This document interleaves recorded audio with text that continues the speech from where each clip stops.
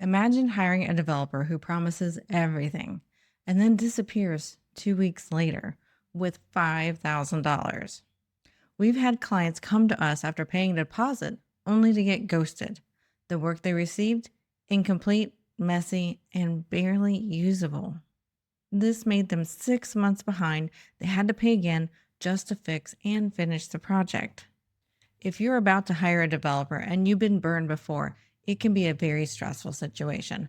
But if you ask the right questions, you can avoid the pain, both emotional and financial, and finally find the partner who gets it right. My fast scaling e-commerce clients do over 15 plus $1 million per year. And this is how you should approach hiring, whether you work with us or someone else. The first question you should ask them is how long have they been doing this work? Not just development work in general, but your specific platform. Most bad hires aren't lazy. They're just not fluent in your tech stack.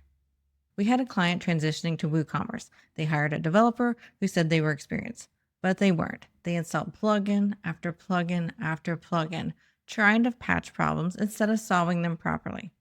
They went live and was hacked almost immediately because nothing was updated and security wasn't handled properly. And we even suspect that login credentials were compromised. On top of that, they launched during the client's busiest season, no proper testing, and no safety net. We had to step in, clean the hack, stabilize the site, and get them back online. This is what happens when someone knows development, but not necessarily your platform or your business. Asking this one question can save you weeks or months of headaches you've never saw coming. But even if they have these skills, how will they show up when it matters most? Let me ask you this. Have you ever had a developer go completely silent when something broke? We see this more frequently than we'd like. Clients come to us in the middle of a crisis, site down, checkout broken, and their developer hasn't responded for days. That's not just frustrating. That's lost revenue, lost trust, and real damage to your business. So ask this up front. How do they handle emergencies? Do you have a direct contact, an escalation path? If not, because most people assume they'll figure it out when something goes wrong, but by then it's too late. You're not hiring a coder, you're hiring availability. And that leads to another question most people forget to ask. So also ask them this. Can they show you real references or sites that are still alive today? Because a lot of developers rely on outdated portfolio work, sites that no longer exist, or projects they didn't fully own. We've seen clients go with the cheaper option only to come back later when things start breaking.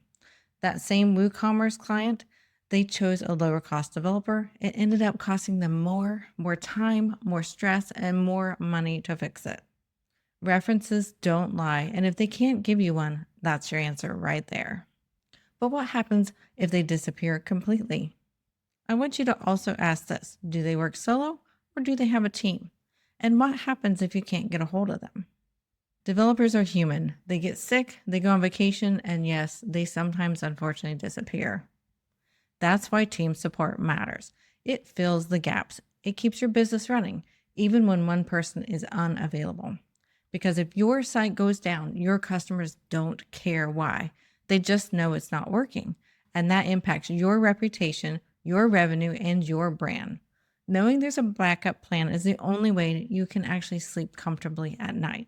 A lot of founders think they just need to hire a developer, but what you really need is a partner.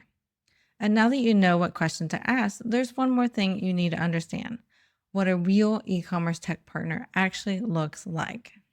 If you want to see exactly how to spot the real ones and avoid the fake ones, click on the video on the screen and I'll walk you through it right now.